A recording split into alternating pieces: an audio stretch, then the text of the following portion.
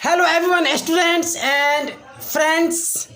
Today we are studying, learning and teaching English literature for 12th class. जी हाँ, आज मैं आप लोगों को बताने जा रहा हूँ, पढ़ाने जा रहा हूँ इंग्लिश के 12th क्लास का बुक का पहला चैप्टर और उसका मैं बेहतर से बेहतर एक्सप्लेन करने जा रहा हूँ।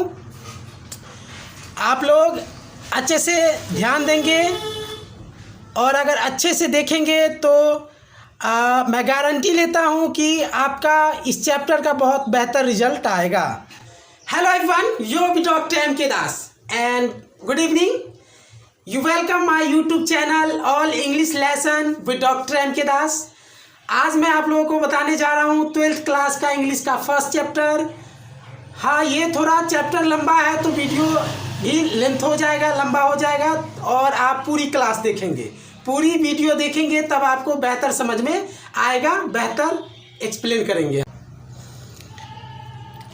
हेलो एवरीवन, ये इंडियन सिविलाइजेशन एंड कल्चर, ये जो है 12th क्लास का फर्स्ट चैप्टर है और ये चैप्टर प्रोज से लिया गया है और इस चैप्टर का जो राइटर है, लेखक है, वो महात्मा गांधी जी हैं। ठीक है, इंडियन सिविलाइजेशन एंड कल्चर ये महात्मा गांधी जी के द्वारा लिखा गया है। चैप्टर थोड़ा लंबा है, लेंथ होगा, लेकिन आप लोग धैर्य से, पैसेंस रख के अच्छे से देखेंगे क्लास, पूरी क्लास, बेहतर रिजल्ट आएगा इस चैप्टर का।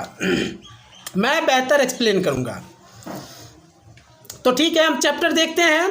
मोहनदास करमचंद गांधी 1869 टू 1948। मतलब कह रहा है कि जो मोहनदास करमचंद गांधी है, जो महात्मा गांधी जी, इनका पूरा नाम है मोहनदास करमचंद गांधी। इनका जन्म 1869 में हुआ और 1948 में इनकी मृत्यु हुई। इसका मतलब ये हुआ कि ये जो गांधी जी जो थे ये 1869 से लेकर 1948 तक रहे।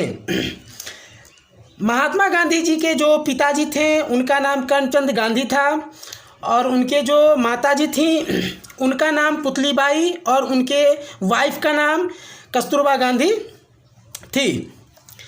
तो अब हम आगे देखते हैं। पॉपुलरली नोन एज बापू और the father of the nation. कह रहा है कि इनको लोकप्रियता के आधार पर मैं जो ये चैप्टर पढ़ाऊंगा इसमें जो भी वर्ड्स आएंगे उसके जो पार्ट्स ऑफ स्पीच होते हैं मैं उसका भी क्लियर करता जाऊंगा। पार्ट्स ऑफ स्पीच के अंतर्गत वर्ड को एक्सप्लेन करता जाऊंगा और चैप्टर को भी साथ में एक्सप्लेन करूंगा।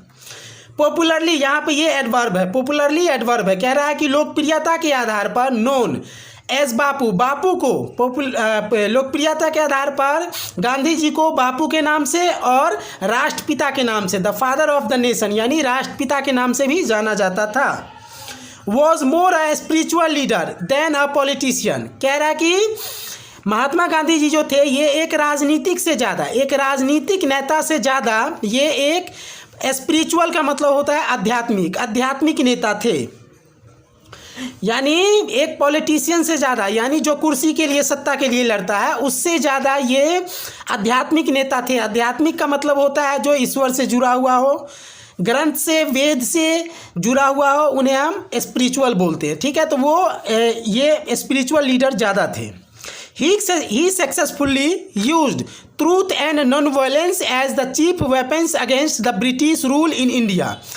कह रहा कि भारत में, इन इंडिया, भारत में अंग्रेजी शासन के खिलाफ, अगेंस्ट द ब्रिटिश रूल, यानी अंग्रेजी शासन के खिलाफ भारत में इन्होंने सफलतापूर्वक, ही सक्सेसफुल्ली एडवर्ब है यहाँ पे, कह रहा है कि उन्होंने सफलतापूर्वक भारत में अंग्रेजी शासन के खिलाफ, ठीक है, सत्य और नॉन वायलेंस यानी अहिंसा, सत्य और अहिंसा का प्रयोग, चीफ वेपन्स यानी मुख्य हथियार के रूप में, यानी सत्य और अहिंसा का इन्होंने प्रयोग किया महात्मा गांधी जी अंग्रेजी शासन के खिलाफ भारत में। एंड और हेल्प इंडिया गेन इंडिपेंडेंस, और भारत को आज़ादी दिलाने में इन्होंने मदद की। फ्रॉम 1915 टिल 1948, 1915 से लेकर 1948 तक ही कम्प्लीटली डोमिनेटेड इंडियन पॉलिटिक्स। इन्होंने पूरी तरह से भारतीय राजनीतिक पर अपना कब्जा कर लिया, अपना प्रभुत्व जमा दिया। ठीक है, पूरी पकड़ बना लिए इन्होंने भारत के राजनीतिक पर। He died at the hands of a fanatic on 30 जनवरी 1948। महात्मा गांधी जी मारे गए 30 जनवरी 1948 को महात्मा गांधी जी की मृत्यु हो गई at the hand of a fanatic. Fanatic का अर्थ होता है धर्मांध, यानी जो धर्म में अंधा हो उसको कहते हैं धर्मांध। एक धर्मांध व्यक्ति के हाथों इन्होंने 30 जनवरी 1948 को मारे गए। ठीक है, धर्मांध का अर्थ होता है जो धर्म में अंधा हो। और जो मारने वाले थे महात्मा गांधी जी को, उनका नाम था नाथूराम गोडसे। उनका नाम था नाथूराम गोडसे। ठीक है, अब अगला देखते हैं हिज ऑटोबायोग्राफी। अब ऑटोबायोग्राफी के विषय में देखिए। ऑटोबायोग्राफी का मतलब होता है a person who rights yourself oven history, life history. जो व्यक्ति खुद से अपना हिस्ट्री लिखता है उसे दैट इज कॉल्ड ऑटोबायोग्राफी, उसे हम ऑटोबायोग्राफी कहते हैं। और जो व्यक्ति, और एक होता है बायोग्राफी। बायोग्राफी का मतलब होता है कि जो व्यक्ति अपनी हिस्ट्री खुद से नहीं लिखता है, कोई और उसका हिस्ट्री लिखता है, उसे बोलते हैं हम बायोग्राफी। तो कह रहा है हिज ऑटोबायोग्राफी, इनकी अपनी ऑटोबायोग्राफी है माई एक्सपेरिमेंट विथ ट्रूथ। ठीक है, एंड ऑटोबायोग्राफी, इनकी अपनी ऑटोबायोग्राफी है माई एक्सपेरिमेंट विथ ट्रूथ, यानी सत्य के साथ प्रयोग। And the numerous articles that he wrote for Young India, इन्होंने बहुत सारे आर्टिकल्स, नॉमिनस का मतलब होता है बहुत सारा, आर्टिकल्स का मतलब होता है नोट्स, जैसे कि दुर्गा पूजा पे, दीपावली पे, प्रदूषण पे, बहुत सारे ऐसे नोट्स होते हैं स्कूल पे जैसे लिखते हैं नोट्स, वही आर्टिकल्स उसी तरह का आर्टिकल्स होता है। तो कह रहे हैं इन्होंने बहुत सारे आर्टिकल्स यंग इंडिया के लिए, फॉर यंग इंडिया के लिए उन्होंने बहुत सारे आर्टिकल्स लिखे, ही रोट, लिखे। यंग इंडिया एक न्यूज़पेपर है, ठीक है, उस न्यूज़पेपर के इन्होंने बहुत सारे आर्टिकल्स लिखे। And the speeches that he delivered on different occasions, और इन्होंने बहुत सारे स्पीचेज यानी भाषण, बहुत सारे भाषण इन्होंने अलग अलग अवसरों पर, ठीक है, अलग अलग अवसरों पर इन्होंने बहुत सारे भाषण भी दिए। रिवेल हिम, इन्हें प्रमाणित करता है कौन, ये सब लाइनें इन्हें प्रमाणित करता है कि not only as an original thinker, ये केवल एक ओरिजिनल थिंकर ही नहीं, but also as a great master of chest, बल्कि ये एक सादा जीवन जीने वाला, चेस्ट का मतलब होता है सादा जीवन जीने वाला साधु, ठीक है, सादा जीवन जीने वाला एक ग्रेट मास्टर यानी महान गुरु भी थे। इडियोमेटिक इंग्लिश, इसकी जो इंग्लिश थी वो इडियोमेटिक थी, यानी मुहावरेदार इंग्लिश थी इनकी। महात्मा गांधी जी की जो इंग्लिश थी वो मुहावरेदार थी। मुहावरेदार का मतलब होता है ऐसा इंग्लिश कि वो एक दूसरे को क्या करता है, दूसरे व्यक्ति को अट्रैक्ट कर लेता है, लुभा लेता है। जो इडियोमेटिक इंग्लिश होती है वो एक दूसरे को क्या करता है, अट्रैक्ट कर लेता है, खींच लेता है अपनी ओर, ठीक है। जैसे कि एक दो फ्रेज इडियोमेटिक प्रोवर्ब, इडियोमेटिक को प्रोवर्ब भी बोलते हैं, और इसे हम एक दो इडियोमेटिक बोलते हैं।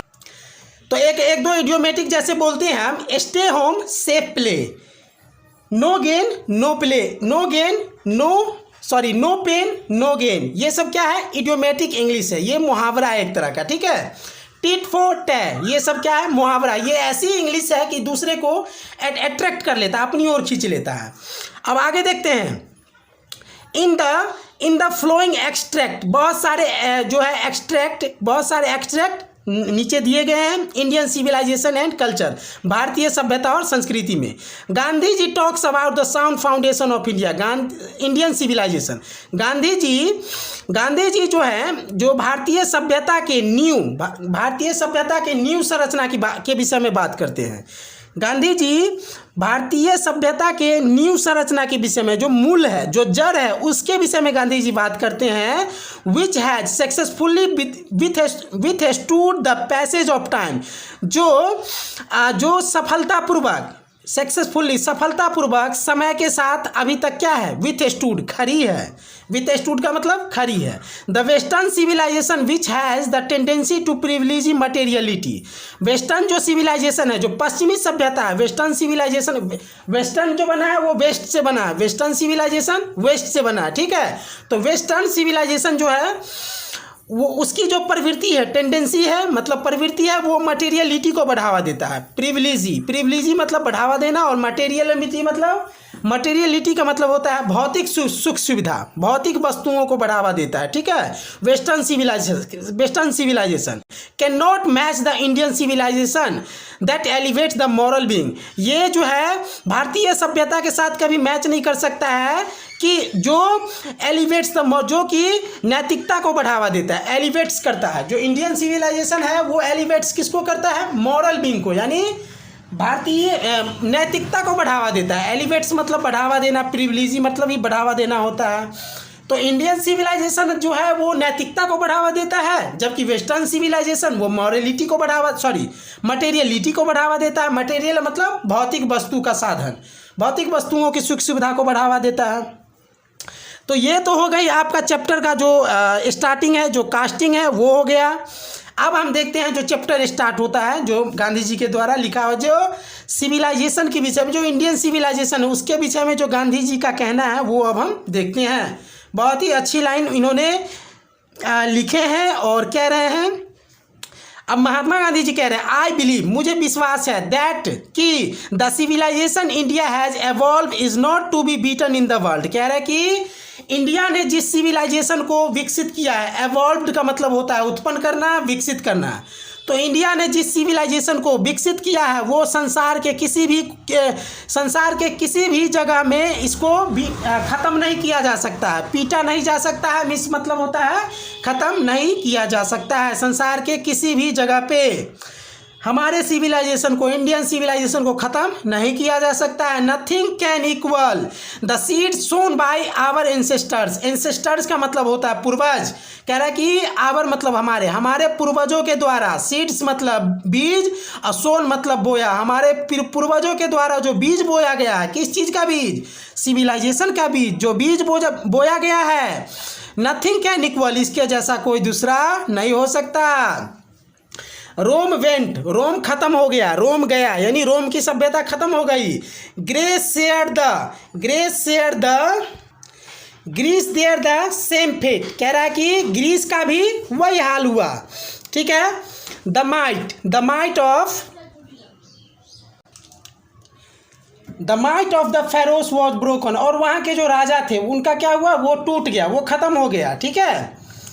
Japan has become westernized. और जब जापान जो था वेस्टर्नाइड हो गया, यानी वेस्टर्न को अपना लिया, वो वेस्टर्न में बदल गया। ऑफ चीना नथिंग कैन बी सेड। और चाइना के विषय में तो कुछ कहा ही नहीं जा सकता है। But India is still somehow or other sound at the foundation. लेकिन इंडिया अभी तक उसी फाउंडेशन में, उसी जो सभ्यता है, भारतीय सभ्यता, उसकी जो पुरानी नींव थी, जो जड़ थी, उसी नींव में अभी तक किसी तरह और अन्य जैसा किसी तरह क्या है? खड़ी है, स्टील ठहरी है, रुकी है। The people of Europe learn their lesson from the writing of the man of Greece और Rome which exist to no longer in their form of glory. कह रहा है कि जो यूरोप के लोग हैं वो जो अपना लेसन करते हैं, वो जो पढ़ते हैं, ठीक है, वो किसका लिखा हुआ है? वो ग्रीस और रोम के लोगों के द्वारा लिखा हुआ है। किसके द्वारा? ग्रीस और रोम के लोगों के द्वारा जो लिखा गया है वो यूरोप के लोग क्या कर रहा है? अध्ययन कर रहा है, पढ़ रहा है। जिसका which exist no longer in there for, जो कि अपने पुराने ग्लोरी में, पुराने शान और शौकत में नहीं है, पुराने अस्तित्व में वो नहीं है। कौन? रोम और ग्रीस पुराने अस्तित्व में नहीं है, उसका लिखा हुआ जो खत्म हो गया उसका लिखा हुआ कौन पढ़ रहा है? यूरोप के लोग पढ़ रहा है, ठीक है। In trying to learn from them, वे सीखने की कोशिश कर रहे हैं। कौन? यूरोप के लोग सीखने की उनसे कोशिश कर रहे हैं। किन से? यूरोप के लोगों से, रोम और ग्रीस के लोगों से सीखने की कोशिश कर रहे हैं। द यूरोपियंस इमेजिन, ताकि यूरोपियन जो है कल्पना कर सके, इमेजिन कर सके दैट कि they will avoid the mistakes of Greece और रोम, ताकि ग्रीस और रोम के द्वारा जो गलतियां किया गया है उस गलती को यूरोप के लोग क्या करेगा? अवॉइड कर देगा। अवॉइड का मतलब होता है बहिष्कार कर देना, खत्म कर देना, उसको क्या कर देगा? खत्म कर देगा। Such is there pitbull condition, कह रहा है कि ये वास्तव में जो है ये यूरोप के लोगों का दयनीय स्थिति है कि रोम जो जिसकी सभ्यता ख़त्म हो गई, रोम और ग्रीस की जो सभ्यता ख़त्म हो गई, उसका लिखा हुआ, उसका जो बचा हुआ वो रोम यूरोप के लोगों को पढ़ना पड़ रहा है। तो ये वास्तव में उसकी दयनीय स्थिति है। अब आइए सेकेंड पैराग्राफ देखते हैं, ठीक है। In the midst of all this, इन सभी के बीच, मिडिस्ट मतलब होता है बीच में, इन सभी के बीच इंडिया रिमेन्स इमोवेल, इंडिया इन सभी के बीच अभी तक अडिग है। इमोवेल का मतलब होता है अडिग, रुके रहना, टिकी रहना, अडिग है। And that is her glory, और यही इसकी सुंदरता है, शानो शौकत है। ग्लोरी का मतलब होता है शानो शौकत। It is a charge against India, कह रहा है कि ये भारत के खिलाफ एक चार्ज है, भारत के खिलाफ एक आरोप है। दैट की her people are so uncivilized, ignorant and stolid, कि यहाँ के लोग अनसिविलाइज, असभ्य है, मूर्ख है, बेवकूफ़ है, ठीक है, बेवकूफ़ है। That it is not possible to induce them to adopt any change, कह रहा है कि इन लोगों पर ज़बरदस्ती, इंड्यूस का मतलब होता है ज़बरदस्ती थोपना, इंड्यूस का मतलब होता है ज़बरदस्ती कोई चीज़ थोपना, ठीक है, किसी के ऊपर ज़बरदस्ती थोपना। तो वही कह रहा है कि that is not possible to induce them to adopt any changes, कह रहा है कि ज़बरदस्ती इनके ऊपर, किसके ऊपर, इंडियन लोगों के ऊपर, इंडियन सिविलाइजेशन के ऊपर ज़बरदस्ती कोई चीज़ थोपे और ये लोग एडॉप्ट, स्वीकार उसे करें किसी तरह के चेंज के लिए, किसी भी तरह के चेंजिंग के लिए ये लोग इस चीज़ को स्वीकार करें जो हम लोग इस पर ज़बरदस्ती थोपते हैं। अब दैट इज़ नॉट पॉसिबल, जो कि अब ये संभव नहीं है कि कोई चीज़ इस पर ज़बरदस्ती थोपे और ये अडॉप्ट करे किसी तरह की चेंजिंग के लिए, ये अब पॉसिबल नहीं है। It is a charge really against our marriage, कह रहा है कि वास्तव में यह एक चार्ज है, यह एक आरोप है हमारे मैरिट के खिलाफ, हमारे बुद्धि के खिलाफ। What we have tested and found true on the anvil of experience, कह रहा है कि वास्तव में ये जो है हमारे मैरिट के खिलाफ ही है ना, ये जो आरोप है ये वास्तव में हमारे मैरिट के खिलाफ है। कह रहा है कि ये जो है कि अनसिविलाइज्ड है हम लोगों को, यानी इंडियन लोगों को कह रहा है अनसिविलाइज्ड है, मूर्ख है, बेवकूफ़ है, हम लोगों को कह रहा है। बताइए, हमारे देश के doctor APJ Abdul Kalam, missile का निर्माता हैं, आर्यभट्ट जीरो का निर्माता, अगर आर्यभट्ट नहीं होते तो साइंस नहीं होती, साइंस भी जीरो से, फिजिक्स और केमिस्ट्री जो जिसका न्यूमेरिकल बनता है वो जीरो से ही स्टार्ट होता है, उसमें जीरो का यूज होता है। अगर आर्यभट्ट जीरो का निर्माण नहीं किए होते तो शायद आज साइंस नहीं होता, ठीक है। और ये हम लोगों को, जो कि हमारे बिहार के, और हम लोगों को ये लोग कह रहे हैं वेस्टर्न के लोग, वेस्टर्न सिविलाइजेशन के लोग, वेस्टर्न सभ्यता कह रहे हैं कि ये लोग मूर्ख है, बेवकूफ़ है, ये वास्तव में हमारे बुद्धि के खिलाफ है। अब आगे देखते हैं, what we have tested and found true on the anvil of experience, कह रहा है कि हम लोगों ने जो चखा है और पाया है सत्य की कसौटी पर, एनविल का मतलब होता है कसौटी, सत्य के कसौटी पर प्रयोग करके, हम लोगों ने जो चखा है और पाया है सत्य की कसौटी पर प्रयोग करके, वी डेयर नॉट चेंज, हमारी हिम्मत नहीं कि हम इसमें कोई चेंजिंग कर दे। एनविल का मतलब होता है कसौटी, एनविल का मतलब होता है कसौटी या फिर भांति, किसका भांति, लोहार का। वो ऐसा भांति होता है जिस पर लोहा को गर्म करके उसके आकार को चेंज कर देते हैं। अब एक बात बताइए, जो एनविल लोहा के आकार को चेंज कर देता है, क्या वो हमारे सिविलाइजेशन को परफेक्ट नहीं दे सकता है, पूर्ण नहीं दे सकता है, वो रिवेल नहीं कर सकता है हमारे सिविलाइजेशन को, जिस पर हम लोगों ने रख कर प्रयोग करके चखा है, पाया है कि वो ऐसा है कि वी डियर नॉट चेंज, हमारी हिम्मत नहीं कि हम उसमें किसी तरह की चेंजिंग कर दे। मैनी थ्रस्ट दियर एडवाइस अपन इंडिया, बहुत से लोगों ने इंडिया पर अपना एडवाइस दिया। एंड सी रिमेन्स स्टडी, लेकिन इंडिया इस सभी को देखते हुए, सुनते हुए आगे बढ़ती रही। दिस इज़ हर ब्यूटी, और यही इसकी कथी है, सुंदरता है। दिस इज़ हर ब्यूटी, यह इसकी सुंदरता है। It is the sheet anchor of our hope, कह रहा है कि आवर होप का मतलब होता है आशा, ठीक है। और आशा, होप जो है यहाँ पे नाउन है, एब्स्ट्रैक्ट नाउन, कह रहा है कि ये हमारे आशा के सीट एंकर है, ये हमारे आशा के क्या है, सीट एंकर। सीट एंकर का मतलब होता है सुरक्षा कवच, हमारे आशा की सुरक्षा कवच है कौन, इंडियन सिविलाइजेशन। ये जब तक है तब तक हम लोग जिंदा हैं, जिस दिन हमारा सिविलाइजेशन और कल्चर ख़त्म हो गया, समझो हम लोग ख़त्म हो गए, ठीक है। अब हम आगे, सी टैंकर ऑफ आवर, मतलब ये सी टैंकर का सुरक्षा कवच हो गया, तो ये हमारी आशा की सुरक्षा कवच है। अब तीसरा पैराग्राफ आप लोग देखेंगे, civilization is that mood of conduct. कह रहा है कंडक्ट का मतलब होता है व्यवहार, तरीका, और मूड मतलब होता है तरीका। कह रहा है सिविलाइजेशन जो है व्यवहार करने का तरीका है। किस चीज़ का तरीका है? व्यवहार का तरीका है। आई मीन सिविलाइजेशन किसको कहते हैं? तो civilization, what is civilization and definition. तो civilization is the mood of conduct, यानी व्यवहार करने का तरीका है। सिविलाइजेशन व्यवहार करने का क्या है? तरीका है। Which points out to man the path of duty. ये क्या है? ये जो सिविलाइजेशन है ये इंसान को सीधा ड्यूटी का रास्ता दिखाता है। सिविलाइजेशन जो है ये इंसान को सीधा ड्यूटी का रास्ता दिखाता है। Performance of duty and observance of morality are convertible terms. कह रहा है कि जो ड्यूटी का परफॉर्म है और जो मॉरलिटी का ऑब्जर्व है, ठीक है, ये दोनों कन्वर्टिबल टर्म है, ये दोनों बदलते रहता है। पहले तो जानते हैं हम कि ड्यूटी और मॉरलिटी। मॉरलिटी का मतलब होता है नैतिक, मॉरलिटी मतलब नैतिक, जिसको आप लायबिलिटीज़ बोलते हैं, जिसको आप दायित्व बोलते हैं। जो कि अपने पिता माता से सीखिए कि दायित्व क्या है। जिसको जो काम दिया गया, माता पिता हर चीज़ समय पर दायित्व पूरा करता है, ठीक है। यानी कोई काम अगर जिसको दे दिया गया तो वो एकदम लायबिलिटीज़ के साथ, दायित्व के साथ उस काम को सही से पूरा करता है। इसी को हम मॉरलिटी कहते हैं, नैतिक कहते हैं। और ड्यूटी, जो आप अपना काम कर रहे हैं वो ड्यूटी हुआ। तो ये दोनों बदलता कहते हैं। तो जिस तरीक़ा से आप कहीं जा रहे हैं पढ़ाने, या जिस तरीक़ा से मैं आपको पढ़ा रहा हूँ, तो ये मेरी ड्यूटी हुई, और मेरा उसमें मॉरलिटी ये बनता है कि हम आपको बिल्कुल अच्छे से पढ़ाऊँ, ठीक है। तो वो मेरा मॉरलिटी हो गई। तो ड्यूटी, अगर ड्यूटी हो रही है और अगर ड्यूटी अच्छी हुई तो वो क्या बन गया? मॉरलिटी बन गई।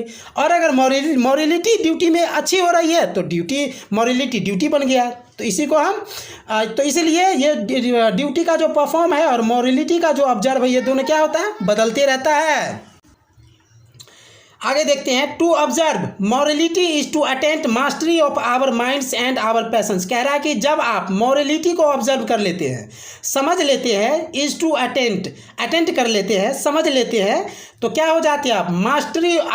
Mastery over our minds and our passions. कह रहा है कि अपने जुनून का, अपने दिमाग का, अपने मन का क्या बन जाते हैं? मालिक बन जाते हैं। क्या बन जाते हैं? मालिक बन जाते हैं। तो हम अपने मन का मालिक बन जाते हैं, अपने जुनून का मालिक बन जाते हैं। कब? जब आप अपने दायित्व को समझ लेते हैं। जैसे कि पिताजी को देखिए, वो अपने दायित्व को अच्छे से संभालते हैं घर में, तो क्या होते हैं? तो पिताजी जैसे अपने दायित्व को समझ लेते हैं, समझते हैं, करते हैं, तो क्या होते हैं? पिताजी घर के मालिक होते हैं ना। उसी तरह आप अपने दायित्व को समझ लेते हैं, मॉरलिटी को समझ लेते हैं, लायबिलिटीज़ को समझ लेते हैं, तो आप क्या बन जाते हैं? आप mastery over our minds and our passions बन जाते हैं। अब हम आगे देखते हैं, सो डूइंग, ऐसा करते हुए, वी नो आवर सेल्फ, हम लोग खुद से जानते हैं, हम लोग खुद से जानते हैं। The Gujarati equivalent for civilization means good conduct. कह रहा है गुजराती में सिविलाइजेशन का मतलब होता है गुड कंडक्ट, यानी अच्छा व्यवहार। समझे? गुजराती में। अब चौथा पैराग्राफ देखिए, in this definition be correct. कह रहा है यदि ये परिभाषा सही है, देन इंडिया, तब भारत एज सो मेनी राइटर्स, यानी भारत में बहुत सारे writers, have shown, has nothing, have shown, तब भारत में बहुत सारे राइटर्स ने दिखाया है, कहा है, has nothing to learn from anybody. कह रहा है हमें किसी से सीखने की ज़रूरत नहीं है। भारत के बहुत सारे राइटर्स ने कहा कि अगर ये परिभाषा सही है, कौन सा परिभाषा? तीसरा पैराग्राफ का, सिविलाइजेशन से लेके और गुड कंडक्ट तक। ये तीसरा पैराग्राफ का जो डिफिनीशन दिया गया है सिविलाइजेशन के अंतर्गत, सिविलाइजेशन के लिए, कह रहा है अगर ये परिभाषा सही है तो भारत के बहुत सारे राइटर्स ने कहा है, दिखाया है कि हमें किसी से सीखने की ज़रूरत नहीं है। And this is as it should be, और इसे ऐसा ही होना चाहिए, इस परिभाषा को ऐसा ही होना भी चाहिए। अब हम पाँचवा पैराग्राफ देखते हैं। पाँचवा पैराग्राफ अब हम लोग पढ़ते हैं। पाँचवा ग्राफ आप लोग देखेंगे बुक से। वी नोटिस, हम लोग नोटिस करते हैं, दैट की the mind is a restless bird. कह रहा है जो दिमाग है वो बेचैन, रेस्टलेस का मतलब होता है बेचैन, पक्षी की तरह है। दिमाग क्या है? एक बेचैन पक्षी है। The more it gets the more it wants. कह रहा है इसे जितना दोगे, ये जितना लेगा, ये उतना ही और ज़्यादा चाहता है। दिमाग एक ऐसा चीज़ है कि ये कभी नहीं भरता है। जेब का पॉकेट पैसा से भर जाएगा, घर का रूम पैसा से भर जाएगा, धन से दौलत से भर जाएगा, लेकिन दिमाग ये अनलिमिटेड है, ये कभी नहीं भर सकता है। एंड स्टिल रिमेन सेटिस्फाइड, और हमेशा असंतुष्ट रहता है। दिमाग क्या रहता है? हमेशा असंतुष्ट पाया जाता है। The more we indulge in our passions, कह रहा है कि हम लोग जितना भोग विलास को, इंडल्ज का मतलब होता है भोग विलास, जितना भोग विलास को अपने पैशन में सवार होने देंगे, जुनून होने देते हैं, ठीक है, द मोर अनब्रीडलेड दे बिकम, वे उतना ही अनब्रीडलेड पैदा करता है, अनब्रीडलेड उत्पन्न करता है, यानी निष्कर्म बना देता है, निष्कर्म पैदा करता है, यानी आपको जो है निष्क्रिय बना देगा, यानी आपको क्या बताऊँ, आपको जो है बेकाम कर देगा, नाकाम कर देगा आपको, समझे, नाकाम बना देगा। जितना आप भोग विलास को अपने ऊपर सवार होने देंगे, सुख चैन को जितना आप सुख चैन के नज़दीक जाएंगे, उतना ही ये अनब्रीडलेड यानी आपको बेकार बना देगा, समझ गए, पागल बना देगा। आवर एंसेस्टर्स देयरफॉर, इसलिए जो हमारे पूर्वज थे, इसलिए हमारे पूर्वज set a limit to our indulgence, इसलिए हमारे पूर्वज ने हमारे भोग विलासिता के लिए एक लिमिट सेट कर दिए। क्या कर दीजिए? हमारे भोग विलासिता के लिए एक लिमिट सेट कर दिया। हमारे पूर्वज ने इस सब को देखते हुए एक ऐसा लिमिट सेट कर दिए कि हम उस लिमिट से आगे नहीं जा सकते हैं, हम उस सुख सुविधा से आगे नहीं जा सकते हैं। इस तरीक़ा से हमारे पूर्वज ने लिमिट सेट किया। अब आगे देखते हैं, दे सॉ, उन लोगों ने देखा, दैट की happiness was largely a mental condition, कह रहा कि उन लोगों ने देखा कि जो खुशी है वो अधिक मात्रा में कहाँ देखी गई, जो खुशी अधिक मात्रा में है वो मेंटल कंडीशन में देखी गई। खुशी ज़्यादातर जो खुशी देखी गई वो मेंटल कंडीशन में, यानी दिमागी स्थिति में, दिमागी संतुलन में देखी गई खुशी। अब मान लीजिए कि आपके पास लाखों करोड़ों अरबों ढेर सारे रुपया, धन दौलत, घोड़ा गाड़ी बंगला है और आप पागल हैं। क्या है? पागल हैं। तो क्या आप खुश हैं? उस धन दौलत से आपको सुख सुविधा है? नहीं है। बल्कि अगर आपका दिमाग सही है और आपके पास कुछ भी नहीं है, मानसिक संतुलन सही है, तो क्या है आप? तो आप खुश हैं। उन लोगों ने ये देखा, हमारे पूर्वज ने ये देखा। अब आइए छठा पैराग्राफ देखते हैं हम लोग। A man is not necessarily happy because he is rich, कह रहा है एक व्यक्ति के लिए ये जरूरी नहीं है कि वो खुश होगा क्योंकि वह धनवान है। एक व्यक्ति के लिए ये जरूरी नहीं है कि वो इसलिए खुश होगा क्योंकि वह धनवान है, और unhappy because he is rich, और अगर नाखुश होगा क्योंकि वह गरीब है। ये बात जरूरी नहीं है एक व्यक्ति के लिए कि वो अमीर है कि गरीब है, इस पर खुशी डिपेंड नहीं करती है। The rich are often seen to be unhappy, कह रहा है कि जो अमीर लोग होते हैं वो अक्सर often seen to be unhappy, वो अक्सर नाखुश दिखे जाते हैं। जो अमीर लोग होते हैं वो अक्सर क्या दिखे जाते हैं? ऑफ्टन का मतलब वो अक्सर होता है, और सीन का मतलब दिखा जाना, यानी अक्सर जो है वो अमीर लोग अक्सर जो है नाखुश दिखते हैं, नाखुश दिखे जाते हैं। समझे? ये पैसिव वॉइस का लाइन है। और यह जो द रिच है, रिच यहाँ रिच होता है क्या? एडजेक्टिव होता है, लेकिन इसको अभी नाउन के अकॉर्डिंग यूज किया गया है, ठीक है। तो ये जो रिच क्या है? एडजेक्टिव है, लेकिन इसको अभी नाउन की तरह यूज किया गया है, ठीक है, इसीलिए अभी ये नाउन है द रिच। और कौन सा नाउन? प्लूरल नाउन है। आगे, the poor to be happy, और गरीब जो होते हैं वो हमेशा कैसन दिखते हैं? खुश दिखते हैं। Millions will always remains poor, कह रहा कि जो मिलियंस का मतलब करोड़ों लोग जो है हमेशा क्या रहेंगे? गरीब रहेंगे। रिमेन्स पुअर, गरीब रहेंगे।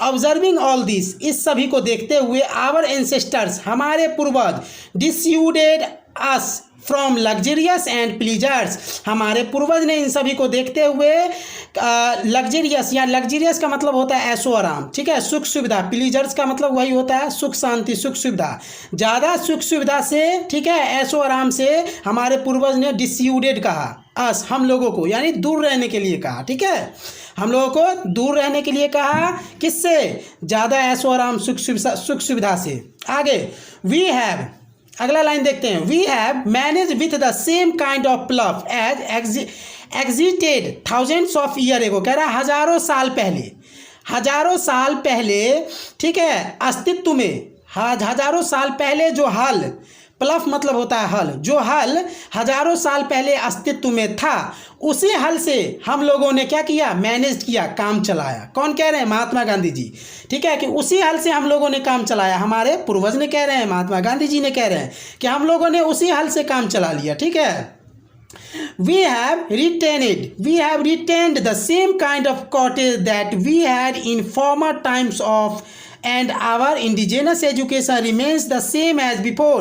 कह रहा है ठीक जिस तरीका का पहला जो इंडिजिनस एजुकेशन था पहले, ठीक है, जो पहले जिस तरह का इंडिजिनस एजुकेशन था हमारे पुराने समय में, इनफॉर्मल यानी प्राचीन टाइम में, इनफॉर्मल मतलब क्या होता है, प्राचीन समय में, प्राचीन टाइम में जो हमारे पास कॉटेज था, कॉटेज मतलब होता है झोपड़ी, ठीक है, और इंडिजिनस एजुकेशन मतलब होता है बेहतर शिक्षा, इंडिजिनस एजुकेशन अच्छी शिक्षा, शांति की शिक्षा, ठीक है, जिससे शांति मिले आत्मा को, ऐसी शिक्षा।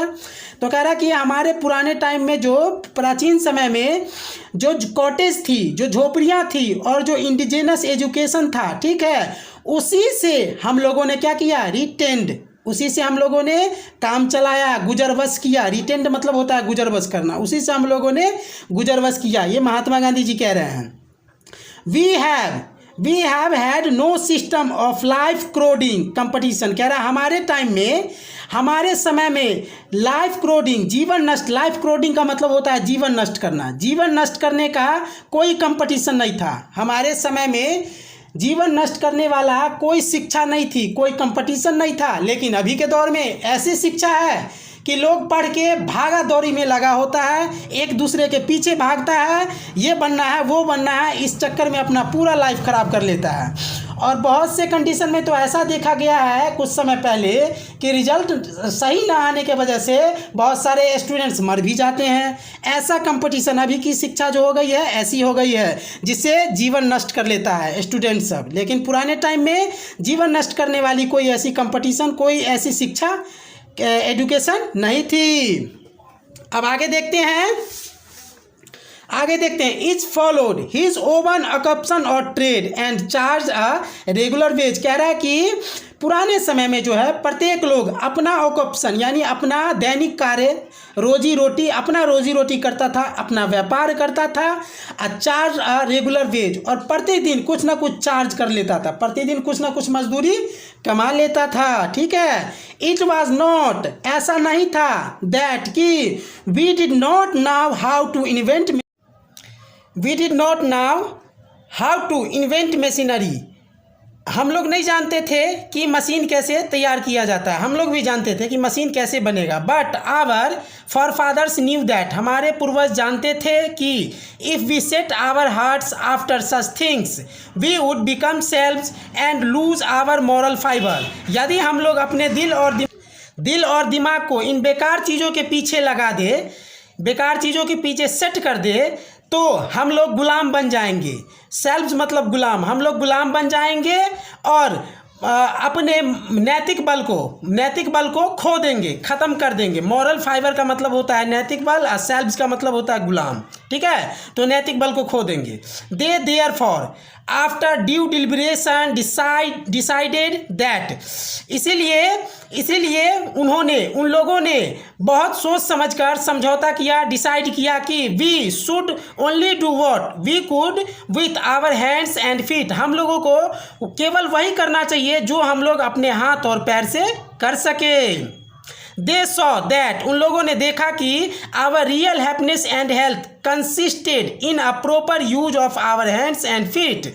उन लोगों ने देखा कि जो वास्तविक खुशी है और जो स्वास्थ्य है वो कंसिस्टेंट रह सकता है, बरकरार तभी रह सकता है जब हम लोग अपने हाथ और पैर को लगातार प्रॉपर तरीका से हमेशा यूज करते रहे।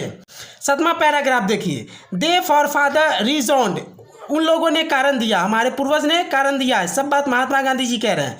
हमारे पूर्वज ने कारण दिया दैट की large cities were a snare, बड़े शहर एक जाल होते थे, एंड अ यूजलेस एनकम्ब्रेंस, और वहाँ बेकार के शोर शराबा भीड़ भड़क्का होती थी, and that people would not be happy in them, और उनमें वहाँ जो है उनमें लोग जो है खुश नहीं रह सकते, लोग हैप्पी नहीं हो सकते हैं, खुश नहीं रह सकते हैं। That that there would be gangs of thieves, वहाँ चोरों के गैंग होते थे, एंड चोरों के गैंग होते थे, robbers, prostitutions and vice flourishing in them, और डाकू होते थे, वेश्या होती थी, ठीक है, और वॉइस फ्लरिशिंग और इन देम, और उनमें, वहाँ यानी बड़े शहर में यही लोग क्या होता था, फलता फूलता था। वॉइस फ्लरिशिंग का मतलब होता है फलना फूलना, अर्थात आगे बढ़ना, तरक्की करना। यहाँ वहाँ जो है शहर में यही लोग तरक्की करते थे, गरीब लोग तरक्की नहीं करते थे।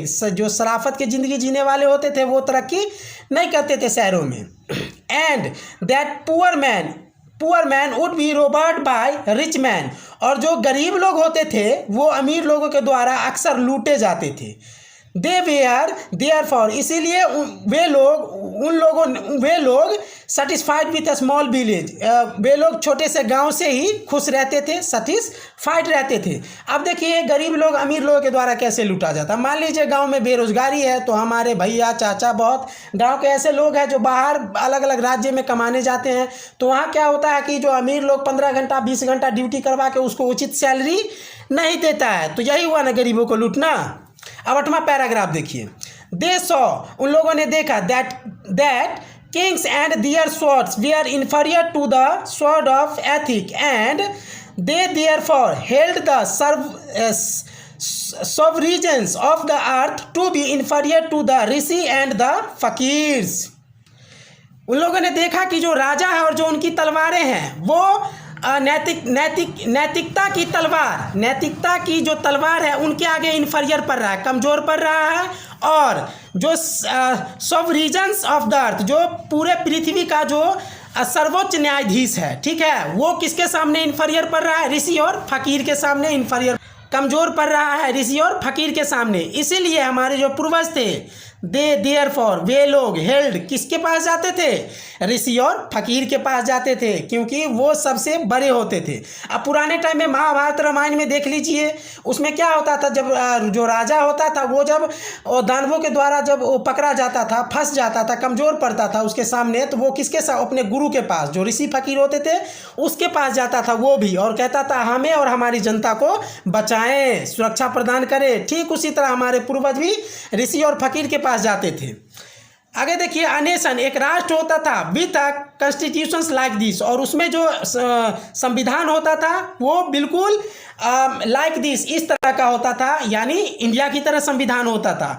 Is fitter to teach others than to learn from others, और उसमें जो लोग होते थे, उस राष्ट्र में जो लोग होते थे वो दूसरे से पढ़ने से ज़्यादा, दूसरे सीखने से ज़्यादा दूसरे को पढ़ाने में सक्षम होते थे, फिट होते थे। दिस नेशन हैड कोर्ट्स, उस राष्ट्र में वो जो राष्ट्र होता था उस राष्ट्र में क्या होता था, कोर्ट भी होता था, लॉयर्स भी होते थे और डॉक्टर्स भी होते थे। But they were all within bonds, लेकिन वे सभी, कौन, डॉक्टर्स, वकील, लॉयर्स, वे सभी किसी न किसी बंधन के अंदर, विथ इन बॉन्ड्स मतलब नियम, बंधन के अंदर, नियम के अंदर बंधे होते थे।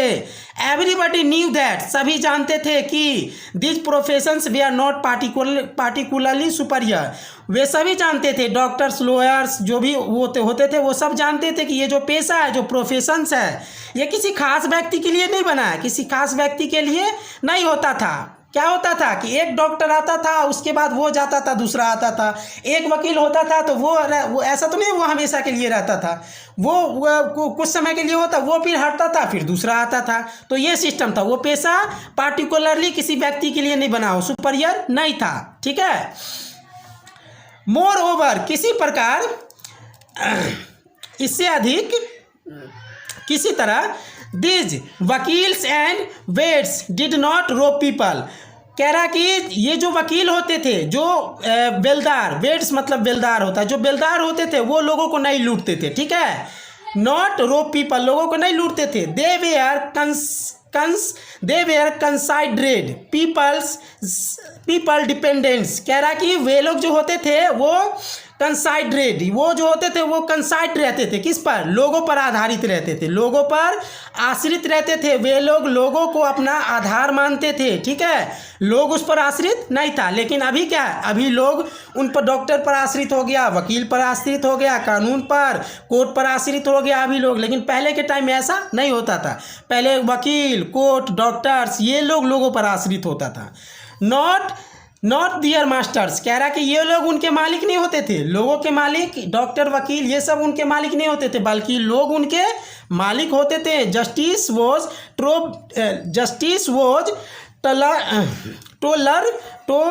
टोलरबली फेयर, और जो जस्टिस होता था, जो न्यायाधीश होता था, उसका उचित फैसला होता था, ठीक है। अब आगे देखिए, the ordinary rule was to avoid courts, और जो लोग होते थे वो कोर्ट के रूल को क्या करता था, अवॉइड करता था। क्या करता था, अवॉइड, यानी बहिष्कार करता था। वो लोग ऑर्डिनरी रूल को, जो सामान्य रूल होता था, उसको अपनाता था, कोर्ट को रूल को अवॉइड, बहिष्कार करता था, ठीक है। जो पुराने लोग थे, जो हमारे पूर्वज थे, ये सब महात्मा गांधी जी कह रहे हैं। There was no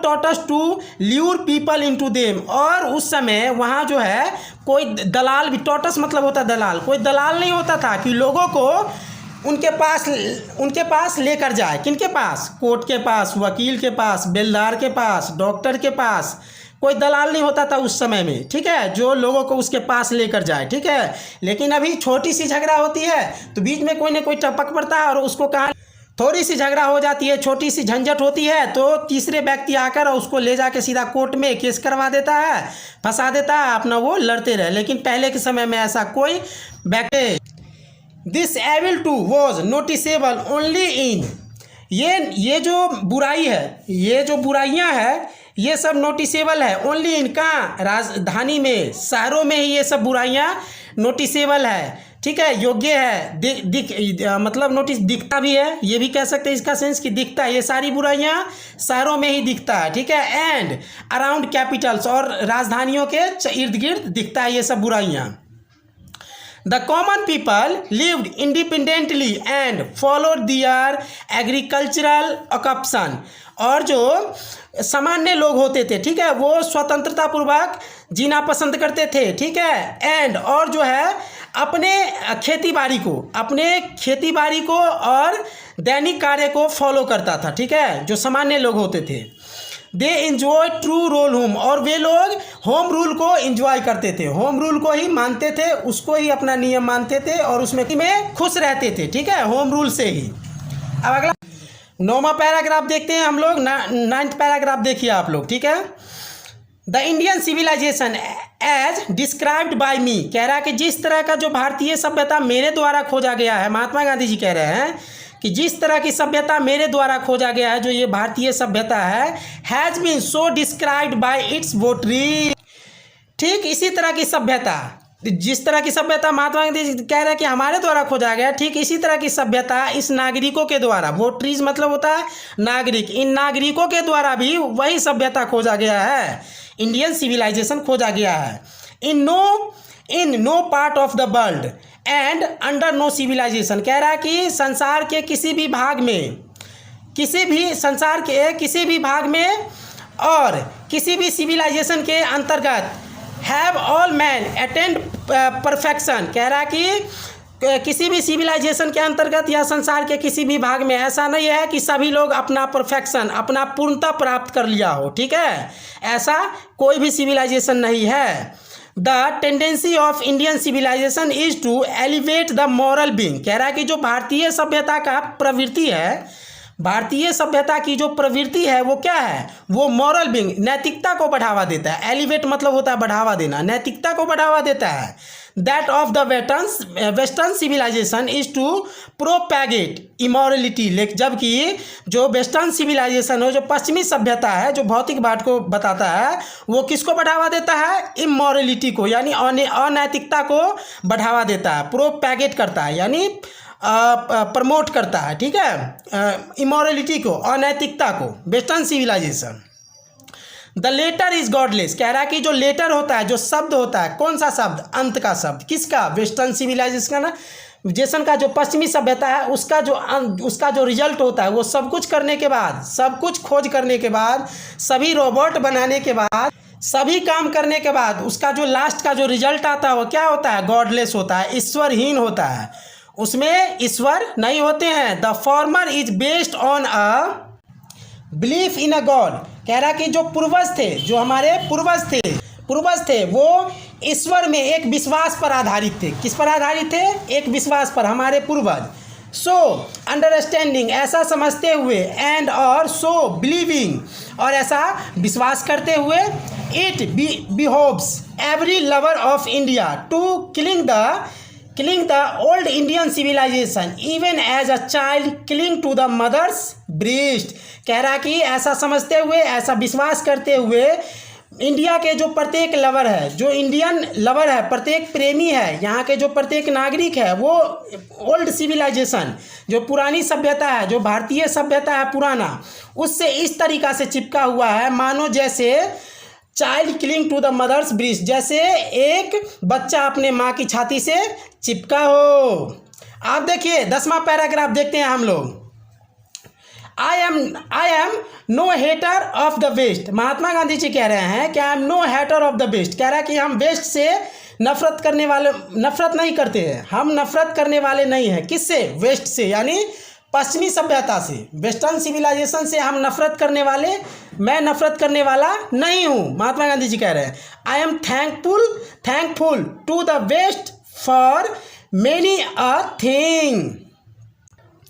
मैं एहसानमंद हूँ, I am thankful to the West, मैं पश्चिमी सभ्यता का एहसानमंद हूँ। फॉर मेनी अ थिंग, बहुत से चीज़ों के लिए। I have learn from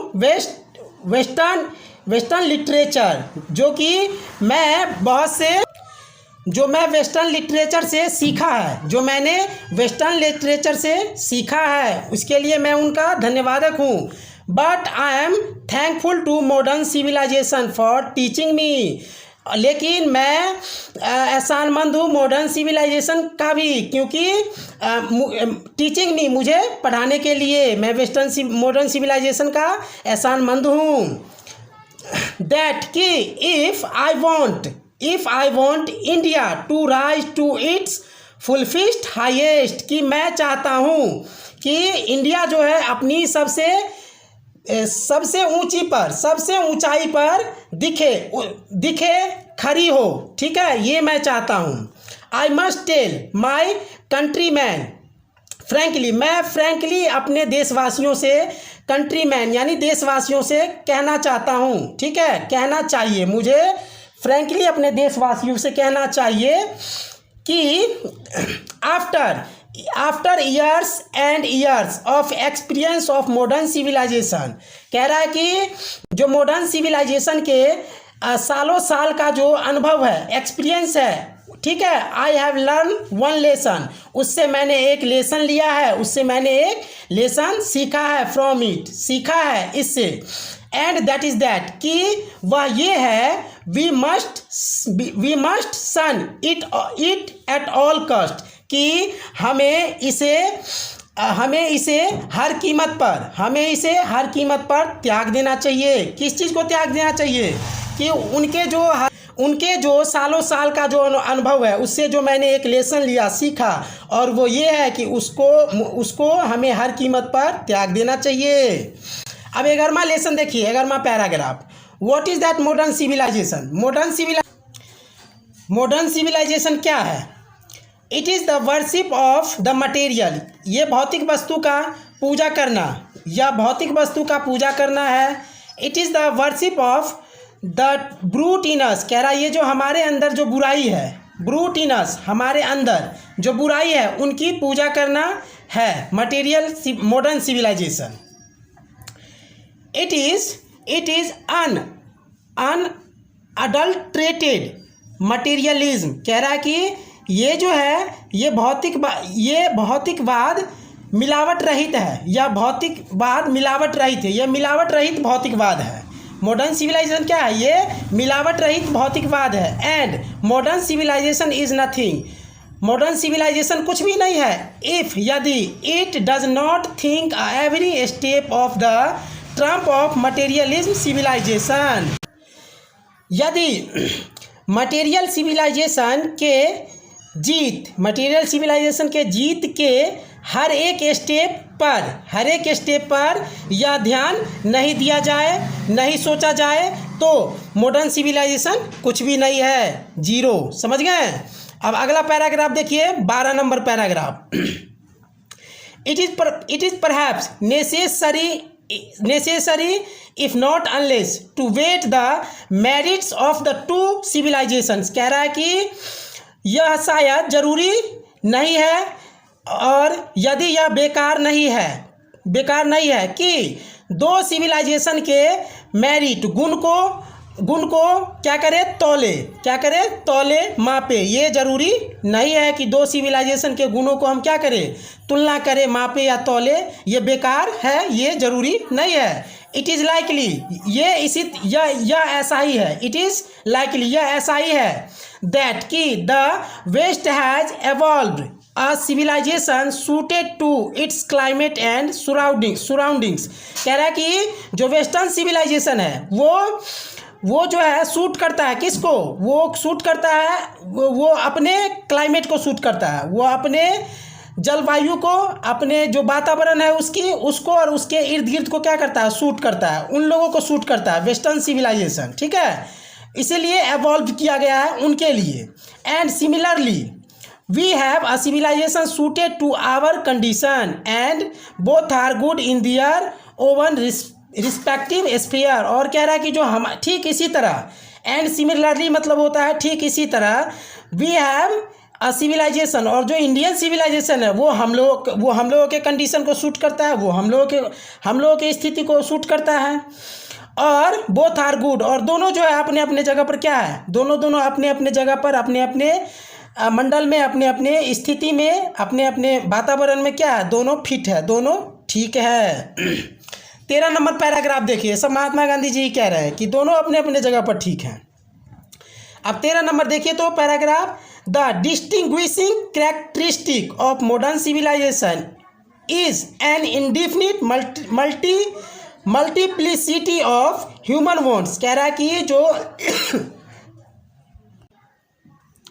modern civilisation की जो विशिष्ट गुण है, ठीक है, मॉडर्न सिविलाइजेशन की जो विशिष्ट गुण है वो ह्यूमन वॉन्ट्स, जो वो क्या करता है, इंसानी इच्छा को, जो मानव की जो इच्छा है उसको क्या करता है, अनिश्चित संख्या में बढ़ा देता है, अनिश्चित मात्रा में बढ़ा देता है, गुना कर देता है। समझ गए? बढ़ा देता है। The characteristic of ancient civilization is an imperative restriction upon and strict regulating of this wants. और कह रहा है जो प्राचीन सभ्यता है, जो एशियंट सिविलाइजेशन है, जो पुरानी सभ्यता है, प्राचीन सभ्यता है, उसका जो गुण है, प्राचीन सभ्यता की जो गुण है वो क्या करता है, वो इन सभी इच्छाओं पर, दिस वॉन्ट्स, इन इच्छाओं पर क्या करता है, जोरदार प्रतिबंध, इम्परेटिव रेस्ट्रिक्शन, यानी जोरदार प्रतिबंध लगाता है, ठीक है, एंड और स्ट्रिक्ट रेगुलेटिंग, और कड़ाई रूप से रेगुलेट करता है, लगातार नियंत्रित करता है, इन इच्छाओं पर लगातार नियंत्रित करते रहता है, ठीक है। आगे देखिए, द मॉडर्न और वेस्टर्न इनस्टेबलनेस। कह रहा है कि जो मॉडर्न है और जो वेस्टर्न है ये दोनों एक ही है, मॉडर्न सिविलाइजेशन, वेस्टर्न सिविलाइजेशन या मटेरियल सिविलाइजेशन, ये सब एक ही सिविलाइजेशन। तो कह रहा है जो मॉडर्न है, जो वेस्टर्न सिविलाइजेशन है वो इंस्टेबलनेस होता है, असंतुष्ट पाया जाता है, असंतुष्ट होता है। arises really from want of living faith in a future state। कह रहा है कि भविष्य की स्थिति में जीवित आशा की इच्छा से उत्पन्न होती है। भविष्य की स्थिति में जीवित आशा की इच्छा से उत्पन्न होती है। कौन? इंस्टेबलनेस। जो मॉडर्न है, जो वेस्टर्न सिविलाइजेशन है, उसकी जो असंतुष्टता है वो किससे उत्पन्न होता है? वो भविष्य की स्थिति में जीवित रहने की आशा से उसकी जो इच्छा है वो उत्पन्न होती है, ठीक है। उसे ऐसा लगता है कि हम भविष्य की स्थिति में जीवित रहेंगे, इसीलिए वो हमेशा इंस्टेबलनेस होता है, असंतुष्ट रहता है, समझे। और इसीलिए वो बेकार बेकार के चीज़ों के पीछे सर्च करते रहता है, खोज करते रहता है, दिन रात लगे रहता है, काम के पीछे भाग दौड़ में लगे रहता है, इसीलिए कि वो उसे ऐसा लगता है कि भविष्य में हम जीवित रहेंगे। लिव विथ फेथ यानी जीवित आशा, समझ गए, जीवित रहने की आशा से उत्पन्न होती है उसका इंस्टेबलनेस, ठीक है, उसे लगता है कि हम जीवित रहेंगे। And therefore also in divinity, और इसीलिए वे लोग ईश्वर में भरोसा करते हैं, विश्वास रखते हैं, समझ गए, वे लोग ईश्वर में इसलिए भरोसा करते हैं, विश्वास रखते हैं कि उसे ऐसा लगता है कि हम भविष्य में जिंदा रहेंगे, और इसीलिए वे लोग बेकार के चीज़ों के पीछे भागते रहता है, बेकार बेकार की सर्च करते रहता है, ठीक है। The restraint of ancient or eastern civilization arises from a belief, और कह रहा है कि जो ईस्टर्न सिविलाइजेशन है, जो पूर्वी सभ्यता है, जो इंडियन सिविलाइजेशन, जो हमारी सभ्यता है, जो प्राचीनी सभ्यता है, प्राचीनी सभ्यता है कि रेस्ट्रेंट उसकी जो कठोरता उत्पन्न होती है वो एक विश्वास से उत्पन्न होती है। उसका जो कठोरता उन पर होता है वो निडरता, उसको क्या बोलते हैं, निडरता, निर्भयता जो उत्पन्न होती है वो एक विश्वास से उत्पन्न होती है। After in a spite of our self in a future state, भविष्य की स्थिति में हम रहे या न रहे, after in spite of our self, हम रहे या न रहे भविष्य की स्थिति में, ठीक है, वो एक विश्वास से उत्पन्न होता है। जो वेस्टर्न जो प्राचीनी सभ्यता है उसका जो है उसकी कठोरता, निर्भयता किससे उत्पन्न होता है, विश्वास से उत्पन्न होता है कि भविष्य की स्थिति में हम रहे या न रहे। And the existence of a divine power, और इसीलिए हम लोग भी ईश्वर में भरोसा रखते हैं। हम लोग इसलिए किसी चीज़ के लिए परेशान, किसी बेकार की चीज़ों के पीछे नहीं भागते हैं कि हम लोग को ऐसा लगता है कि हम भविष्य में जीवित रहेंगे या नहीं, लेकिन वेस्टर्न सिविलाइजेशन को लगता है, उनके लोगों को लगता है कि हम भविष्य में जीवित रहेंगे ही, और इसीलिए वो असंतुष्ट रहता है, और हम लोग क्या रहते हैं, संतुष्ट रहते हैं। अगला पैराग्राफ देखिए, 14 paragraph. Some of the immediate and brilliant result of modern invention are to maddening to resist, कह रहा कि कुछ तात्कालिक और कुछ अच्छे रिजल्ट जो मॉडर्न सिविलाइजेशन के द्वारा खोजा गया है, ठीक है, मॉडर्न सिविलाइजेशन के खोज से जो कुछ तात्कालिक और कुछ अच्छे जो रिजल्ट आए हैं, मतलब कुछ बुरे और जो कुछ अच्छे रिजल्ट आए हैं, वो क्या है, वो पागल कर देने वाले हैं, क्या है, एकदम से पागल कर देने वाले हैं। But I have no manner of doubt, लेकिन मुझे किसी प्रकार का संदेह नहीं है कि the victory of man lies in that resistance, कि उस प्रतिरोध में मनुष्य की जीत उस प्रतिरोध में निहित है, मनुष्य की जीत उस प्रतिरोध में निहित है, मिली हुई है। We are in danger of bartering, हम लोग बाटरिंग के खतरे में हैं, हम लोग बाटरिंग के खतरे में हैं। Away the permanent good for a momentary pleasures, एक क्षण की खुशी के लिए हम लोग हमेशा की जो खुशी है, हमेशा की जो अच्छाई है उसको क्या करते हैं, दे देते हैं, ठीक है, इसीलिए हम लोग बाटरिंग के कथी में, खतरे में। बाटरिंग का मतलब होता है लेन देन, यानी एक क्षण की खुशी लेकर हमेशा की जो अच्छाई है उसको क्या करते हैं, हम लोग दे देते हैं, समझ गए, इसीलिए हम लोग बाटरिंग के खतरे में हैं। 15 पैराग्राफ देखिए, 15 paragraph. Just as in the waste, कह रहा है कि West they have made wonderful discoveries, कह रहा कि तत्काल में अभी जो वेस्टर्न सिविलाइजेशन है वे लोग डिस्कवरीज इन थिंग्स मटेरियल, यानी मटेरियल वस्तुओं में जो आश्चर्यजनक खोज किया है। जो वेस्टर्न सिविलाइजेशन है, जो वेस्ट है, उधर के लोगों ने, वेस्टर्न सिविलाइजेशन ने, उधर के लोगों ने जो कुछ खोज किया है मटेरियल वस्तुओं के अंतर्गत, जो आश्चर्यजनक खोज किया है, वंडरफुल डिस्कवरीज, आश्चर्यजनक खोज किया है। Similarly हिंदुज़्म has made still more marvels discoveries, ठीक उसी तरह हिंदुज़्म ने भी, यानी इंडियन सिविलाइजेशन ने भी उसी तरह का महत्वपूर्ण मार्वेल्स डिस्कवरीज, महत्वपूर्ण खोज किया है। किसके अंतर्गत, इन थिंग्स ऑफ रिलीजन्स, धर्म के अंतर्गत जो है महत्वपूर्ण खोज किया, कौन, हिंदुज़्म ने, हमारे सिविलाइजेशन ने, इंडियन सिविलाइजेशन ने भी उसी तरीका का महत्वपूर्ण खोज धर्म के अंतर्गत किया है। Of the spirit of the soul, जो कि आत्मा को क्या करता है, शांति देता है, जो कि आत्मा को शांति देता है। अब देखिए, जैसे कि मान लीजिए धर्म के अंतर्गत जो खोज किया गया है, बाइबल हो गया, गीता हो गया, कुरान हो गया, और भी बहुत सारे जो ग्रंथ है जो स्वामी दयानंद जी खोजे हैं, स्वामी विवेकानंद जी जो खोजे हैं, बहुत सारे ऐसे ग्रंथ हैं, ठीक है, उनको देख लीजिए आप। तो ये सब क्या है, ये हमारी आत्मा को शांति देती है, और ये जो है महत्वपूर्ण खोज है, वाकई में ये मार्वेल्स डिस्कवरीज है। 16 पैराग्राफ देखिए। But we have no eyes, लेकिन हम लोगों के पास आंखें नहीं है, फॉर दीज, इन्हें देखने के लिए, ग्रेट एंड फाइन डिस्कवरीज, इन महान और अच्छी खोज को देखने के लिए हमारे पास आंखें नहीं है। We are dazzled by the material progress, हम लोग जो है चकाचौंध हो गए हैं। डेजल्ड मतलब चकाचौंध, हम लोग चकाचौंध हो गए हैं।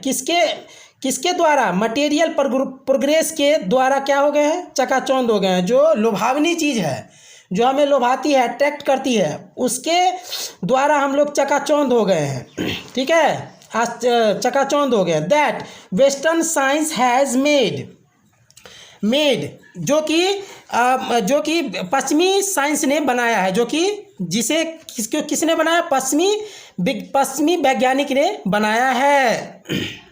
आज अगर जीरो का आविष्कार नहीं होता, हमारे आर्यभट्ट ने जो भारत के हैं वो जीरो का आविष्कार नहीं किए होते, तो क्या भौतिक बनता, केमिस्ट्री बनता? नहीं बनता। तो साइंस नहीं बनता। तो साइंस का भी देन कौन है? हमारे भारत के ही लोग हैं, ठीक है, हमारे भारत के ही खोजकर्ता हैं जो साइंस को बनाया है। और वही साइंस ने आज वेस्टर्न सिविलाइजेशन के जो साइंस है वो इस मटेरियल वस्तु को बना रहा है, लुभावनी वस्तु को बना रहा है और हम लोगों को लुभा रहा है। आई एम नॉट एनमर्ड, मैं खुश नहीं हूँ, ऑफ दैट प्रोग्रेस, कह रहा है इस प्रोग्रेस से, वो जो लुभावनी प्रोग्रेस है, जो मटेरियल वस्तुओं का प्रोग्रेस है, महात्मा गांधी जी कह रहे हैं कि मैं उससे खुश नहीं हूँ। एनमर्ड मतलब होता है खुश होना, मैं खुश नहीं हूँ। इनफैक्ट, शायद, वास्तव में, in almost seems as though God, कह रहा है कि वास्तव में ईश्वर देख रहे थे, वास्तव में ईश्वर, शायद गॉड जानते थे, ईश्वर जानते थे, ठीक है, और इनकी ये इन हिज विजडम, और उनकी ये बुद्धिमानिता था, ये उनकी बुद्धि थी, has prevented India from progress along those lines, शायद ये भगवान की बुद्धिमता थी, बुद्धि थी, भगवान का रचा हुआ था कि वो जो है इंडिया को इन लाइनों से, दोज लाइन्स यानी ये जो भौतिक वस्तुओं का प्रोग्रेसिंग है, उन लाइनों से इंडिया को अभी तक बचाए हुए हैं। सो दैट, ताकि it might fulfil it's special mission of resisting the honours of materialism, कह रहा कि ताकि जो भौतिकवाद का प्रवाह है, भौतिकवाद के प्रवाह को रोकने का जो स्पेशल मिशन है, इसका स्पेशल मिशन है वो क्या रहे? बना रहे, पूरा करता रहे, ठीक है, ये कह रहा है। इट माइट फुलफिल का मतलब होता है पूरा करना, बना रहना, यानी ये जो भौतिक वस्तुओं का ईश्वर का कृपा है, ईश्वर का कृपा इस पर बना हुआ है इंडिया पर, कि ये जो भौतिकवाद का जो प्रवाह है, ठीक है, भौतिकवाद के प्रवाह को रोकने का जो स्पेशल मिशन है, ये हमेशा क्या रहे? बना रहे। समझ गए? इसका मतलब ये कह रहा है। 17 पैराग्राफ देखते हैं। आफ्टर ऑल, आखिरकार, there is something in Hinduism, कह रहा कि आखिरकार हिंदुज़्म में कुछ ना कुछ तो है ऐसा, कह रहा है हिंदुज़्म में कुछ ना कुछ तो ऐसा है, यानी इंडियन सिविलाइजेशन में, ईस्टर्न सिविलाइजेशन में, एशियंट सिविलाइजेशन में कुछ ना कुछ तो ऐसा है, दैट की has kept it alive up till now, कि अभी तक ये जीता जागता सर्वाइव कर रहा है, जीवित है। It has witnessed the fall of Babylonian, कह रहा है कि ये बेबीलोनियन का, ये कह रहा है कि इट हैज़ विटनेस्ड, कह रहा है ये गवाह है। कौन? इंडियन सिविलाइजेशन गवाह है। किसका गवाह है? द फॉल ऑफ बेबीलोनियन के विनाश का। FALL, फॉल मतलब होता है विनाश, बेबीलोनियन के विनाश का, सीरियन के विनाश का, पर्शियन के विनाश का, इजिप्टन के विनाश का, इन सभी सिविलाइजेशन के विनाश का जो गवाह है कौन है? हमारा इंडियन सिविलाइजेशन गवाह है कि ये इन सभी का सिविलाइजेशन खत्म हो गया। Cast a look around you, कह रहा है तुम अपने चारों ओर देखो। वेयर इज रोम कहाँ है? एंड वेयर इज ग्रीस कहाँ है? ग्रीस की सभ्यता कहाँ है? रोम की सभ्यता कहाँ है? कैन यू फाइंड टूडे, क्या तुम आज खोज सकते हो? एनीवेयर, कहीं भी। द इटली ऑफ गिब्बन के इटली को कहीं भी खोज सकते हो? ये जो गिब्बन का इटली है, गिब्बन एक व्यक्ति है, ठीक है। तो कह रहा कि क्या तुम कहीं भी आज खोज सकते हो इटली के गिब्बन को, गिब्बन के इटली को। यानी जो गिब्बन था एक व्यक्ति था जो इटली का था, यानी यह अंग्रेज ही था, ठीक है। तो कह रहा है इसको आज कहीं भी तुम खोज सकते हो। और रेदर और अन्य की तरह द एशियंट रोम, और जो एशियंट जो प्राचीन रोम था, पुराना रोम था, पुरानी रोम की जो सभ्यता थी वो कहाँ है, उसको खोज सकते हो। फॉर रोम वॉज इटली, कह रहा कहीं रोम ही तो इटली नहीं था। कह रहा कि जो रोम की जो सभ्यता थी जो खत्म, रोम ही तो इटली था। अगला पैराग्राफ देखिए, 18 number paragraph. Go to Greece, कह रहा है ग्रीस जाओ। महात्मा गांधी जी कह रहे हैं कि ग्रीस जाओ। Where is the world famous Attic civilization, कह रहा पूरे वर्ल्ड में जो फेमस था एटिक सिविलाइजेशन वो कहाँ है, वो भी खत्म है। कमिंग टू इंडिया, तब इंडिया आओ।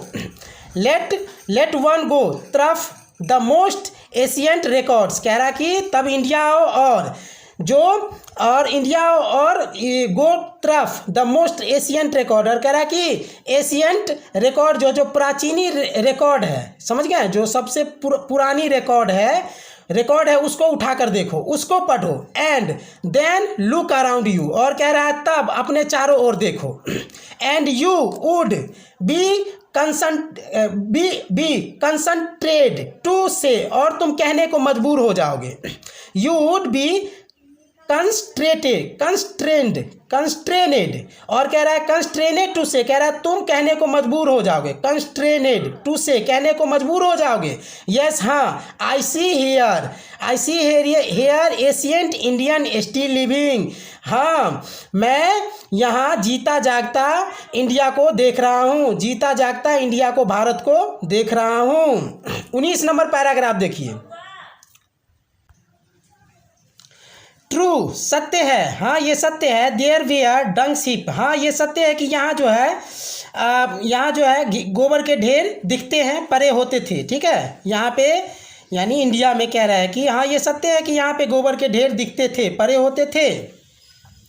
टू हेयर एंड देयर, यहाँ वहाँ गोबर के ढेर परे होते थे, मिल जाते थे। But there are rich treasures buried under them, लेकिन कह रहा है इसी गोबर के ढेर के अंदर, कह रहा है अंडर देम यानी इन्हीं के अंदर, इन्हीं गोबर के ढेर के अंदर जो है रिच ट्रीजर्स, ब्यूरिड दफन है। रिच ट्रीजर्स क्या है, दफन है। ब्यूरिड मतलब दफन। रिच ट्रीजर्स का मतलब होता है अमूल्यवान संपत्ति। अमूल्यवान संपत्ति इसी गोबर के ढेर के अंदर क्या है, दफन है। एंड द रीजन, और यही कारण है, why it has survived it is that the end, कह रहा कि और यही कारण है जो इंडिया जो है, जो इंडियन सिविलाइजेशन है, ये अंत तक सर्वाइव करता है, अंत तक सर्वाइव किया है, ठीक है।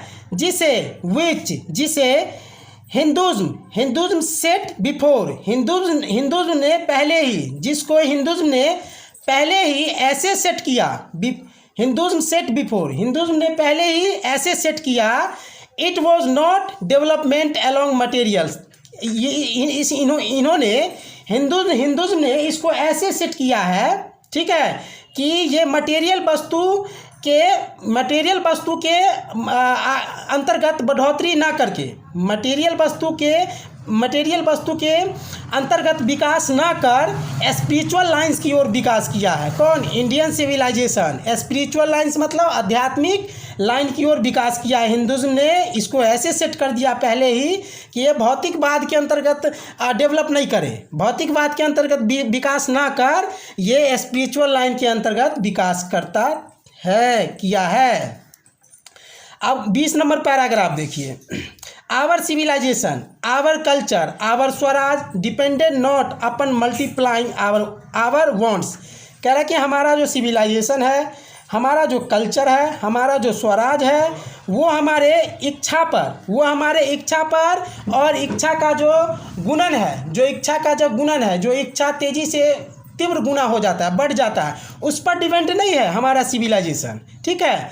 सेल्फ इंडल्जेंस, और ना ही ये भोग विलास पर, और ना ही ये हमारे भोग विलास पर आधारित है हमारा सिविलाइजेशन, हमारा सभ्यता। But upon restrict wants self denial, लेकिन ये हमारे इच्छा को नियंत्रित करने पर आधारित है, रोक लगाने पर, नियंत्रित करने पर आधारित है सेल्फ डिनाइल। और हमें इन इच्छाओं को क्या करना चाहिए? सेल्फ डिनाइल यानी त्याग देना चाहिए। डिनाइल का मतलब होता है त्यागना, ठीक है। हमें इन इच्छाओं को खुद से त्याग देना चाहिए। 21 नंबर पैराग्राफ देखिए। European civilization is no doubt, जो यूरोपियन सभ्यता है, जो वेस्टर्न सभ्यता है, वो निसंदेहात्मक है कि सूटेड फॉर द यूरोपियंस, कि यूरोपियन के लिए वो सूट करता था, ठीक है। ये बात सही है कि जो यूरोपियन सभ्यता यूरोपियन लोगों के लिए ही बना है, उसी को सूट करता है, ठीक है। But it will mean ruin for India, ये इंडिया की बर्बादी होगी इफ़ अगर वी इंड्यूवर टू कॉपी इट, अगर हम लोग इसका कॉपी करें। किसका? यूरोपियन सिविलाइजेशन का। उसका जो वातावरण है, उसका जो रहन सहन है, उसका जो कल्चर है, अगर उसका हम लोग कॉपी करें तो क्या होगा? ये इंडिया की बर्बादी होगी, ठीक है। ये इंडियन सिविलाइजेशन का विनाश होगा और हम लोग भी विनाश हो जाएंगे। दिस इज़ नॉट टू से, ऐसा नहीं कहा जा सकता है, ऐसा नहीं कहना है। दिस इज़ नॉट टू से, ऐसा नहीं कहना है दैट कि we may not adopt and assimilate whatever may be good and capable of assimilation by us। कह रहा है कि ऐसा नहीं कहना है कि हम लोग उसे, किसको? नॉट अडॉप्ट एंड, हम लोग उस कल्चर को, उस वेस्टर्न सिविलाइजेशन को हम लोग नहीं अपना सकते हैं, ऐसी बात नहीं है। हम लोग उसे अडॉप्ट कर सकते हैं, हम लोग उसे, ऐसी बात नहीं कि अडॉप्ट नहीं कर सकते हैं, और एसिमिलेटेड, और उसे हम अपने में नहीं घुला मिला सकते हैं, ऐसी बात नहीं है। वाट एवर किसी तरह मे बी गुड, उसकी अच्छाई और बुराई को, ठीक है, समझते हुए, capable of assimilation by us, हमारे अंदर जो एसिमिलेशन है, हमारे अंदर जो अच्छाई है, हमारे अंदर जो अच्छाई की जो क्षमता है, हमारे अंदर जो क्षमता है, कैपेसिटी है, उस कैपेसिटी के द्वारा, उस अच्छाई के द्वारा हम उसमें घुल मिल भी सकते हैं और उसके साथ जी भी सकते हैं, उसकी अच्छाई के साथ।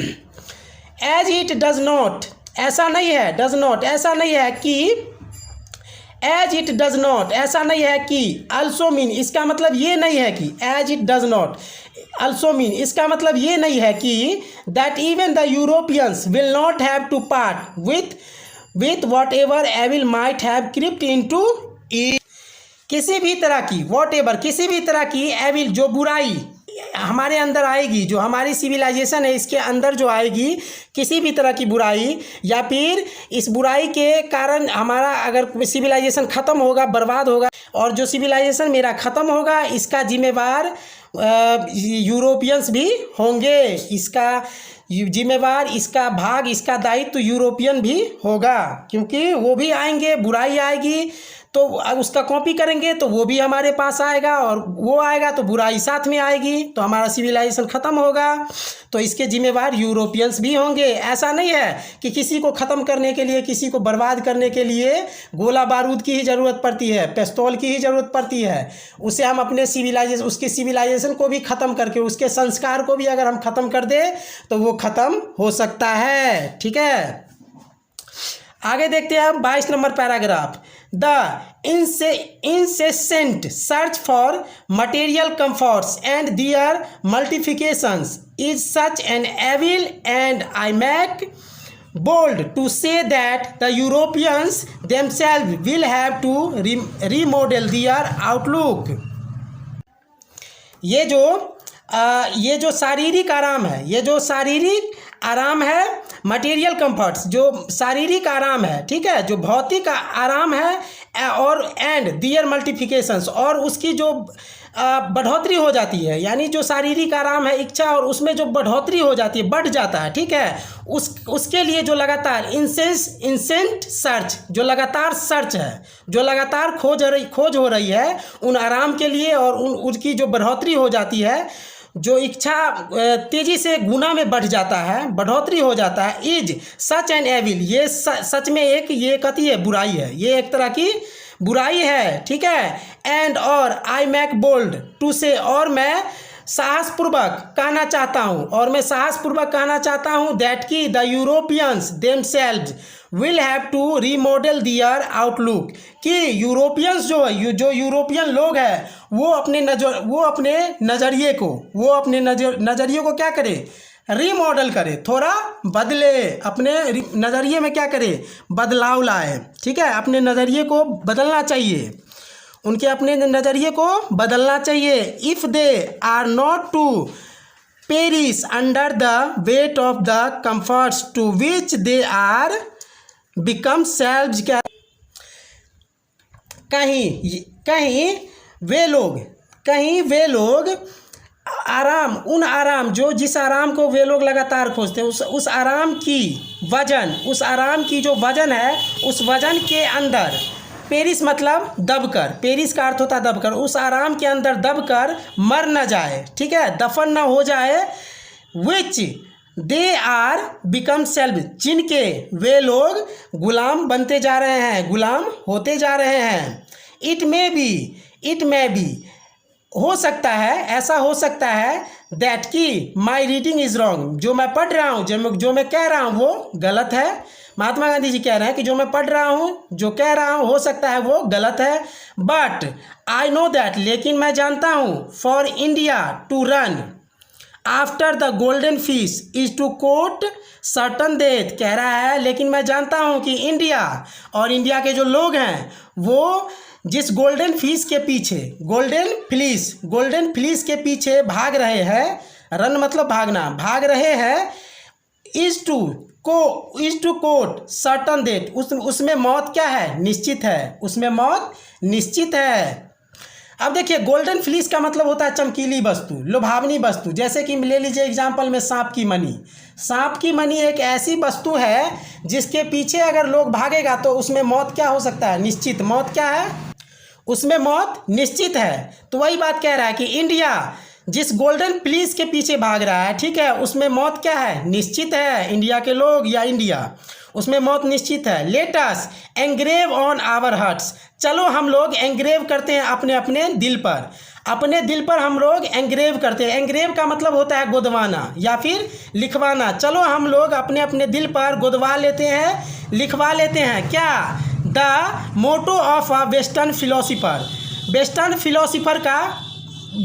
फिलोसोफर का एक मोटो है उसको। अब मोटो क्या है जिसको हम अपने दिल पर गुदवा ले, तो वेस्टर्न फिलोसोफर कौन है, वो है अंग्रेज, वो अंग्रेज है, वेस्टर्न का है, ये एक फिलोसोफर है, ठीक है, समझ गए, ये एक फिलोसोफर है जो अंग्रेज है और ये भी वेस्टर्न का ही है। इन्होंने अपना एक मोटो दिया है, वो क्या है, तो वो ये है, plane living and high thinking, मतलब सादा जीवन और उच्च विचार। इसी लाइन के विषय में महात्मा गांधी जी कह रहे हैं कि चलो हम लोग अपने अपने दिल पर उस वेस्टर्न फिलोसोफर का जो मोटो है, plane living and high thinking, उसको क्या करें, गुदवा ले, लिखवा ले। वास्तव में ये बिल्कुल परफेक्ट कह रहे हैं। इसका मतलब है कि वेस्टर्न सिविलाइजेशन में कुछ ना कुछ लोचा है, तब तो वो लुभावनी वस्तु बना रहा है, ठीक है, जिसका कोई अस्तित्व नहीं है और उसमें मौत भी निश्चित है। आगे बढ़ते हैं, अगला देखते हैं आगे। Today it is certain that, आज ये निश्चित है, आज यह निश्चित है कि the millions can not have high living and we the few, कह रहा है कि आज ये निश्चित है कि करोड़ों लोग, मिलियंस मतलब करोड़ों लोग उच्च जीवन नहीं जी सकते हैं, ऊंचा जीवन नहीं जी सकते हैं। एंड और वी द फीव, और हम लोग जो थोड़े हैं, we profess to do the thinking for the masses, हम लोग जो थोड़े हैं, जो जनता के लिए प्रस्ताव रखते हैं, जनता के लिए प्रस्ताव रखते हैं, सोचते हैं, ठीक है।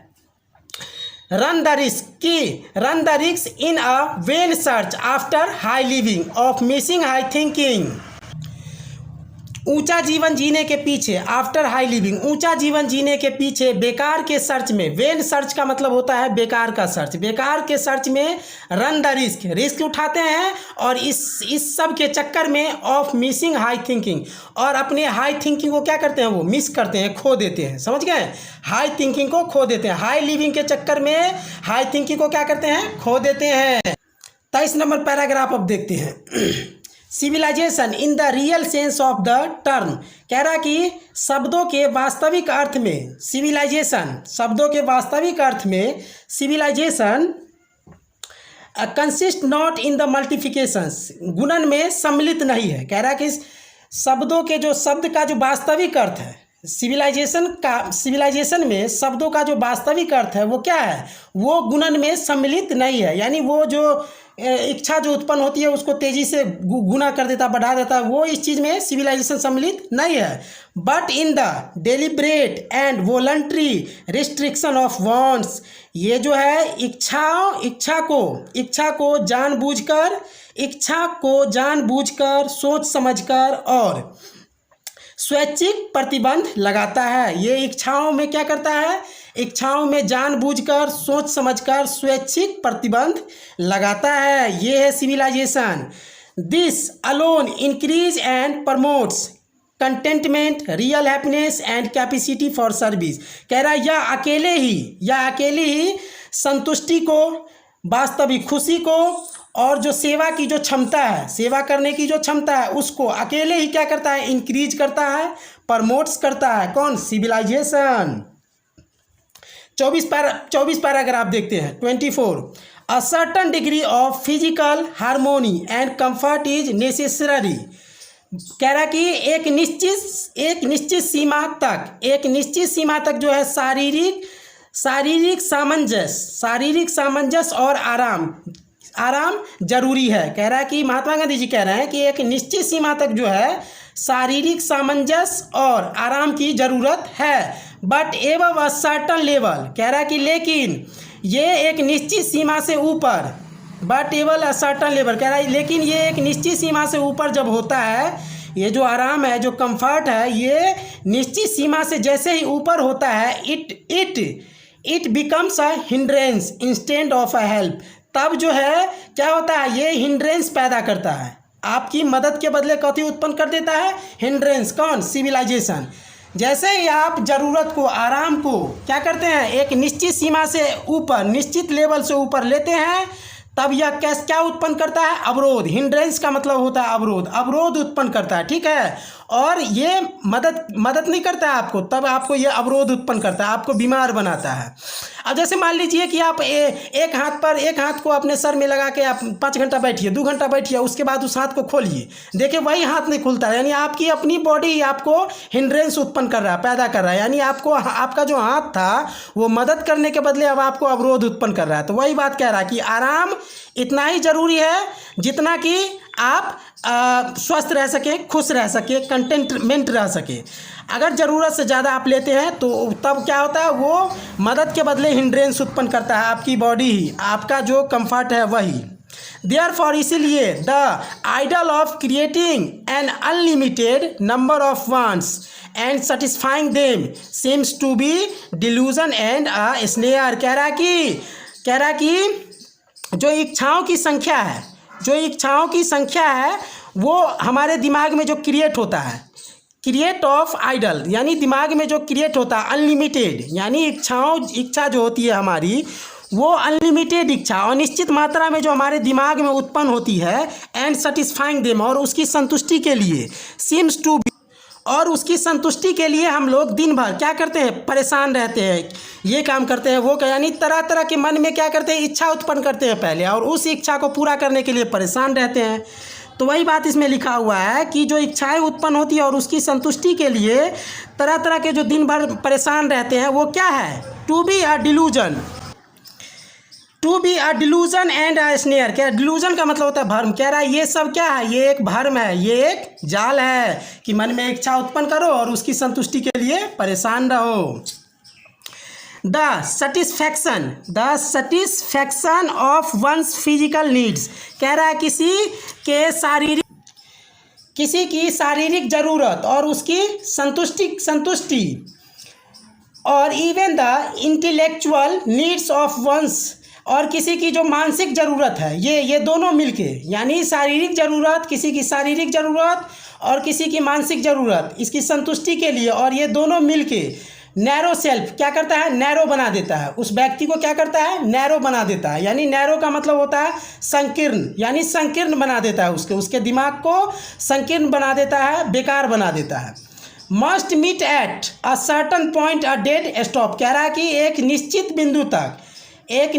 बिंदु तक जो ज़रूरत है वो मिलना चाहिए। एक निश्चित बिंदु के बाद एक बिंदु होती है, पॉइंट अ डेड स्टॉप, कह रहा है एक अंतिम बिंदु होती है, उस बिंदु तक ही एक निश्चित बिंदु के बाद एक अंतिम बिंदु होती है, ठीक है, उस बिंदु तक ही वो आराम, वो कंफर्ट मिलना चाहिए। बिफोर इट, इससे पहले, degenerate into physical and intellectual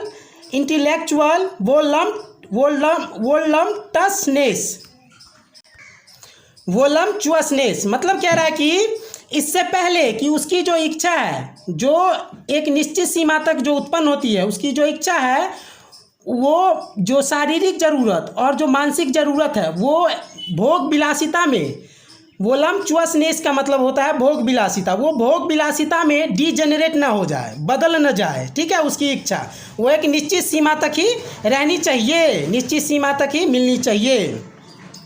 a man must arrange his physical and culture circumstances, कह रहा है कि एक व्यक्ति को जो उसकी शारीरिक और जो सांस्कृतिक परिवेश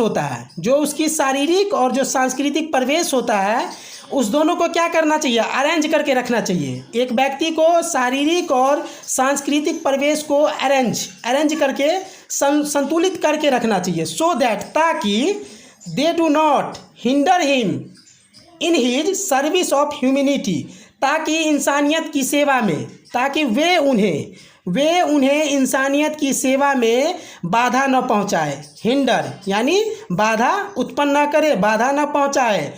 on which all his energy, जिस पर उसकी पूरी एनर्जी क्या है, पूरी एनर्जी शुड बी कंसंट्रेटेड, जिस पर उसकी पूरी एनर्जी क्या है, कंसंट्रेटेड है, यानी केंद्रित है। अतः इसीलिए सभी लोगों को अपनी अपनी ज़रूरत के हिसाब से ही काम करना चाहिए, ज़रूरत से आगे नहीं बढ़ना चाहिए।